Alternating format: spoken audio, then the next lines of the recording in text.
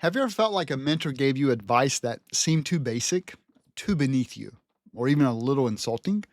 What if those simple steps that you quickly dismissed were actually the exact keys that you needed for your next breakthrough? In this video, we'll uncover why success often hides behind simple instructions, and how pride blinds you to massive opportunities, and how real growth accelerates the moment that you choose humility over ego. But here's the twist: humility isn't just about being nice, it's actually about positioning yourself to win faster, to work smarter, and to serve better than ever before.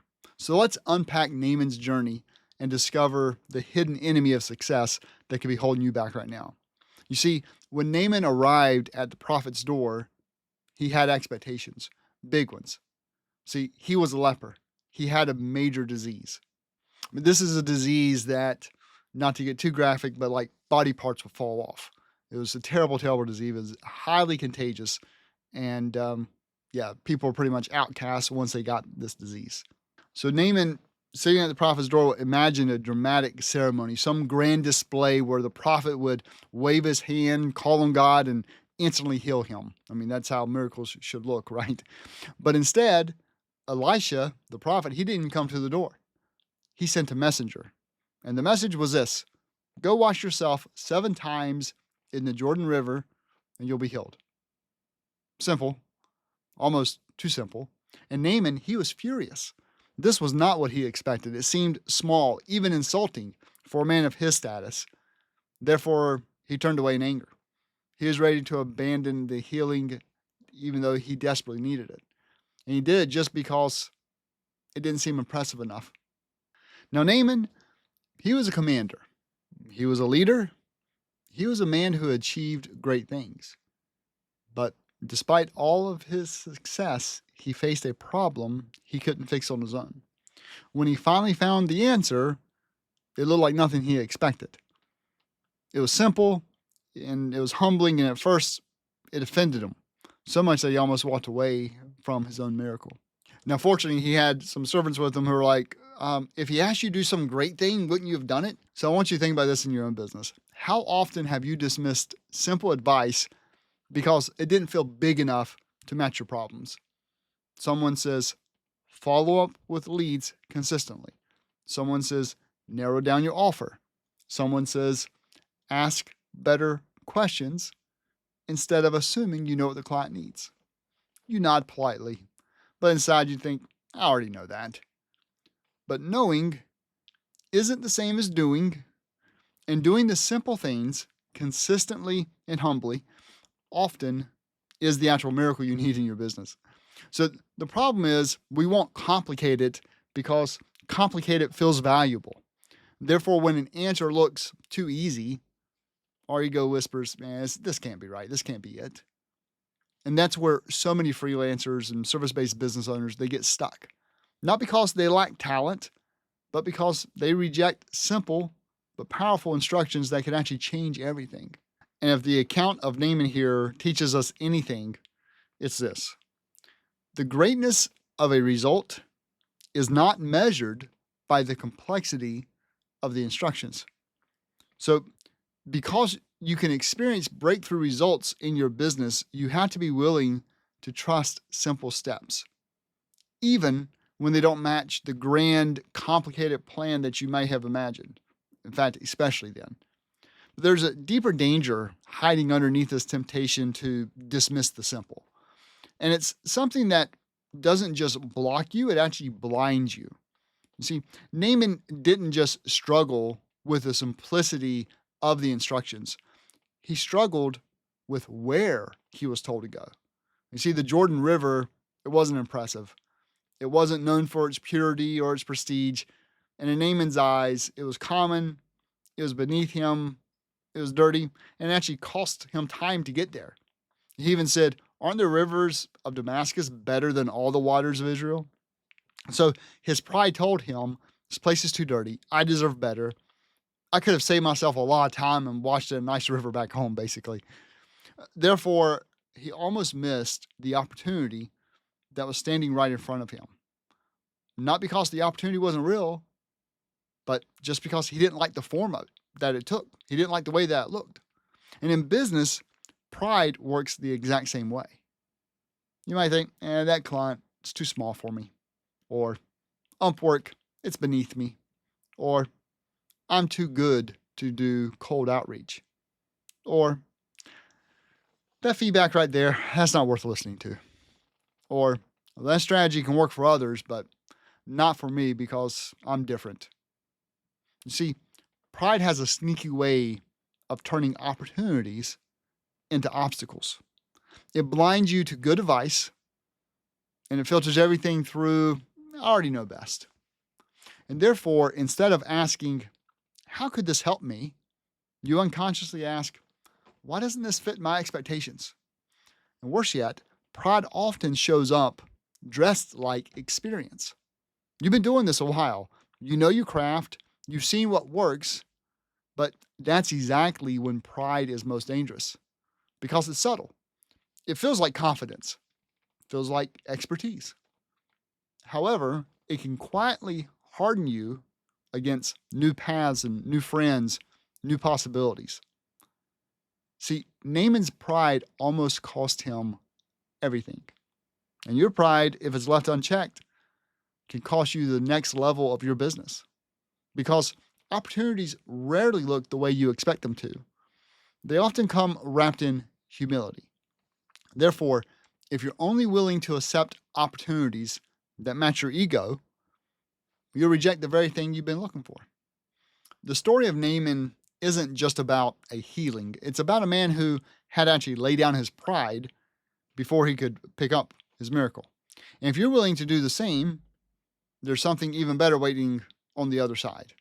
You see, when Naaman finally humbled himself, when he set aside his anger and his expectations and his pride, he dipped into the Jordan River. Not once, not twice, but 7 times that the prophet had told him. And each time he dipped, he probably felt ridiculous. What am I doing here? The water's filthy. This can't possibly work.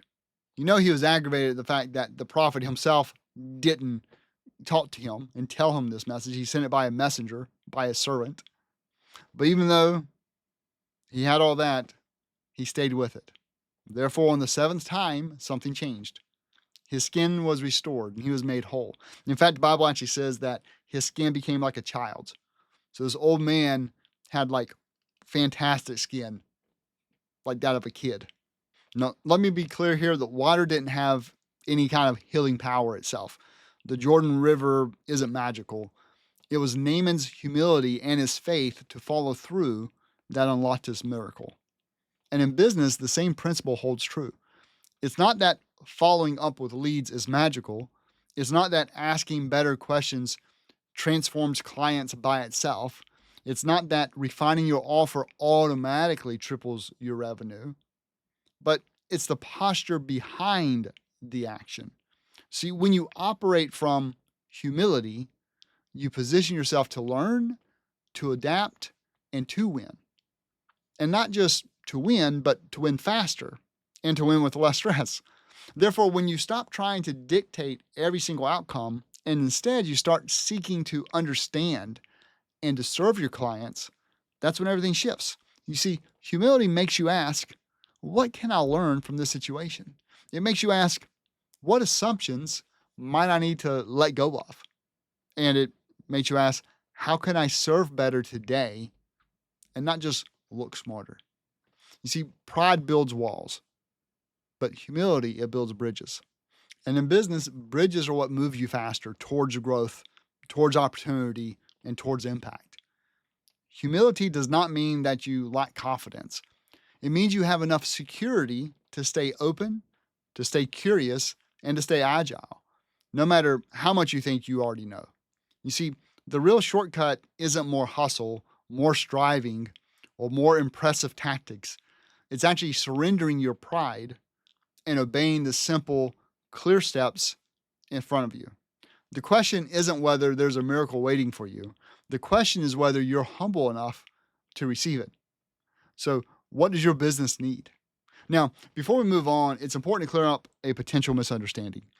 Humility doesn't mean undervaluing yourself.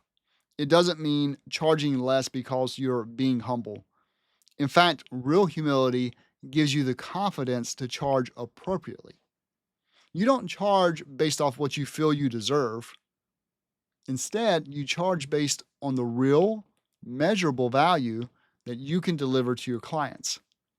You don't charge more because you're prideful. You charge more because you understand the outcome that you create is actually worth it. And you confirm that by asking the right questions, by seeking to deeply understand the client's needs, and also by tailoring your work to produce the results that truly matter. Therefore, humility isn't weakness. No, instead, it's actually the foundation of real strength. You see, it's what allows you to walk into conversations with clarity instead of arrogance, and actually price your services based on impact instead of insecurity. Because when you practice humility, you don't think less of yourself, you simply think of yourself less. And that's a great starting point that allows you to focus more on creating undeniable results. And that right there, more than anything, positions you for sustainable and scalable growth. So, the historical account of Naaman isn't just ancient history, it's a mirror that is showing us the invisible battles that we face every day in business. Naaman's journey reminds us that success often hides behind simple instructions. It warns us that pride can blind us to the very opportunities that we're looking for. And it shows us that humility isn't weakness, but rather it's the accelerator for real and lasting growth.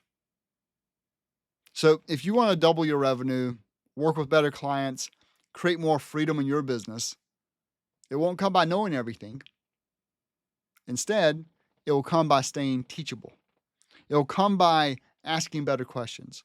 And it will come by obeying the simple steps that you might be tempted to dismiss. So remember that pride says, I already know, while humility asks, what do I need to learn? You see, one path leads to frustration, but the other leads to fulfillment.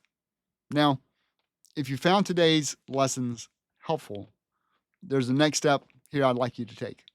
Because while humility unlocks growth, there's another attribute that determines how far you'll go and how sustainable your success will be.